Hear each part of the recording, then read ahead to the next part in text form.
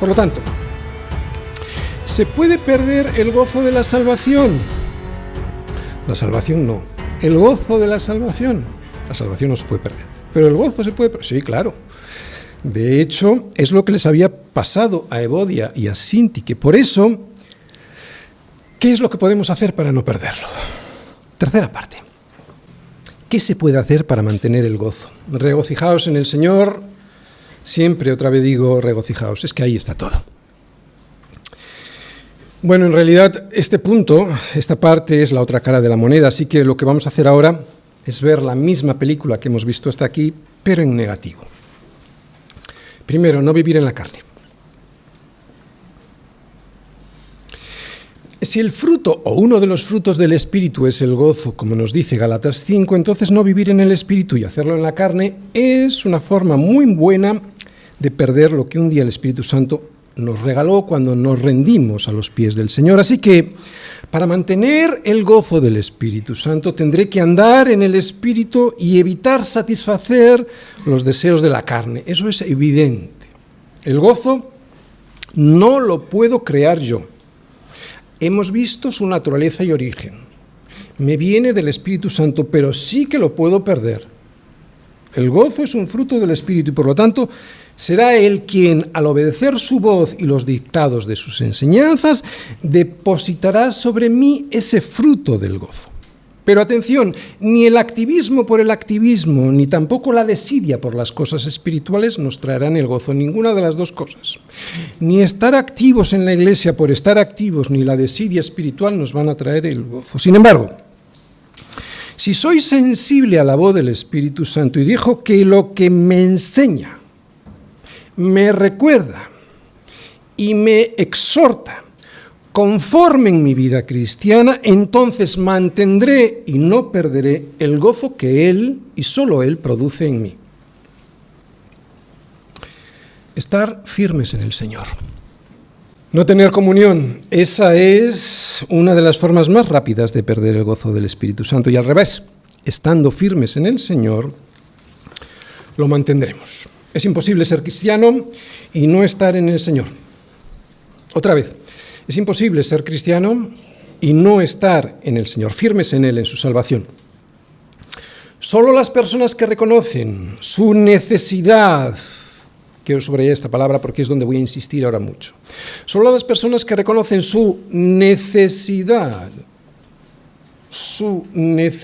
del Señor, y no solo cuando se convirtieron, sino también durante todo el tiempo que están caminando junto a Él, no solo cuando se convirtieron, sino durante todo el tiempo que están caminando junto a Él, son las que pueden experimentar el gozo de la salvación y mantenerlo.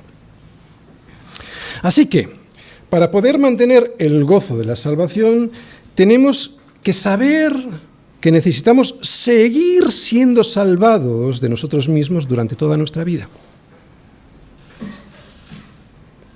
No puede caber la soberbia en un cristiano. Ahí se va el gozo. El Sermón del Monte nos lo aclara muy gráficamente. Primera bienaventuranza. Bienaventurados los pobres en espíritu, porque de ellos es el reino de los cielos. Solo aquellos que reconozcan que son pobres, miserables espirituales que necesitan de Dios hasta para respirar, son los que pueden vivir en el reino de los cielos. Es lo que dice la primera bienaventuranza. Los que van por libre, los que piensan que no necesitan ser salvados de sí mismos y de su incompetencia porque ellos lo valen, esos no conocen el reino aquí ni lo conocerán allí. En este reino, para poder tener y retener el gozo del Espíritu Santo, es necesario reconocer que somos incapaces de generarlo por nosotros mismos, que somos pobres en espíritu. Segunda bienaventuranza. Bienaventurados los que lloran, porque ellos recibirán consolación. Lo mismo. Solo aquel que llora, nos dice el Señor, será el que reciba la consolación. Evidentemente no está hablando de un llorar por cualquier cosa, se refiere a aquel que llora por lo anterior, por su miseria espiritual. Así que Solo aquel que se da cuenta de que en su miseria espiritual no puede agradar a Dios ni conseguir ser feliz, llora. Y solo entonces se podrá presentar con las manos vacías para recibir consolación. Tercera bienaventuranza. Bienaventurados los mansos, porque ellos recibirán la tierra por heredad. El que se cree que por sí mismo y por sus propias justicias podrá presentarse delante de Dios y ser justificado de su pecado, ese no recibirá la tierra por heredad. ¿Y qué es la tierra? ¿Qué es esa tierra aquí? También allí, pero ¿qué es aquí esa tierra sino Cristo? Su justicia, su paz, su gozo. Cuarta bienaventuranza. Bienaventurados los que tienen hambre y sed de justicia, porque ellos serán saciados. Solo el que tenga hambre y sed de justicia, que es Cristo, podrá ser saciado con su justicia, con su paz y con su gozo. Y así todo en el reino de los cielos. Dependencia. Dependencia. Y dependencia. No hay otra cosa. Hay gente que piensa que cuando Jesús les dice a los discípulos que el reino de Dios es para los niños, se refiere a la inocencia de los niños. Que hay que ser inocente como lo es un niño para recibir el reino. Pero eso no es verdad. No es verdad. Primero porque los niños no son para nada inocentes. Si un bebé pudiera arrancarme ahora mismo la corbata para conseguir lo que quiere, te aseguro que lo haría. Te aseguro que lo haría, pero no tiene fuerza. Y digo arrancarme la corbata por no decir otra cosa peor, ¿no? Así que el Señor no está hablando de inocencia, porque como está escrito, no hay justo ni a un uno. Pero podemos ir al contexto para saber de lo que habla el Señor. El contexto lo aclara todo. Cuando el Señor les dice, de cierto os digo, que si no os volvéis y os hacéis como niños, no entraréis en el reino de los cielos, habla de humildad.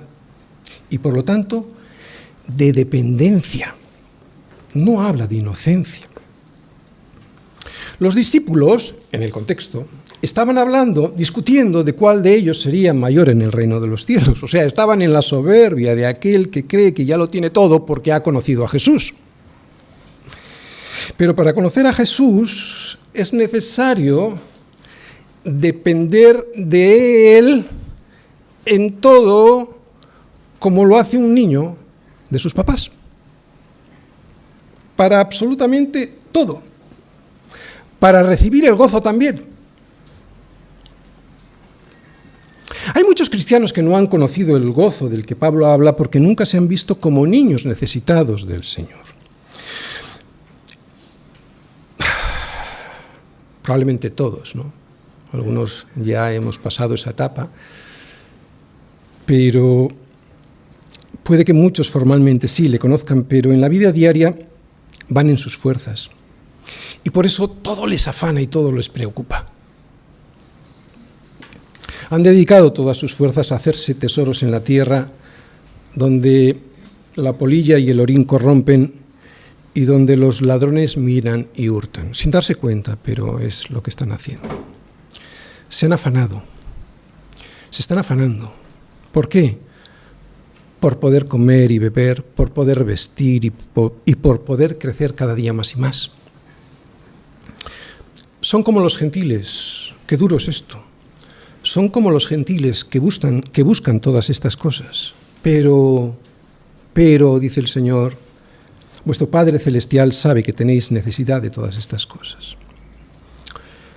El Sermón del Monte nos enseña muchas cosas y una de ellas es que la única manera de ser felices en Cristo es ser absolutamente dependientes de Él. Por lo tanto, el mantenimiento de ese gozo que da el Espíritu Santo también, el mantenimiento también depende de Él. No podemos ser felices si vamos en nuestras fuerzas en todo lo que hacemos y esperamos hacer, confiando siempre en nosotros y en nuestras propias obras. Es cierto, tenemos que trabajar, tenemos que estudiar y proveer para ahorrar y poder gastar. Faltaría más. Aquí nadie está diciendo ni está haciendo apología de la vagancia, de la flojera. No, pero también tenemos que confiar en que será el Señor quien al final nos vista mejor que a los lirios del campo que no trabajan ni hilan. Es que ahí está el punto. De ahí surge el gozo. De buscar primeramente el reino de Dios y su justicia, porque entonces será cuando el resto de las cosas nos serán añadidas. De ahí surge, y estando ahí es cuando se mantiene.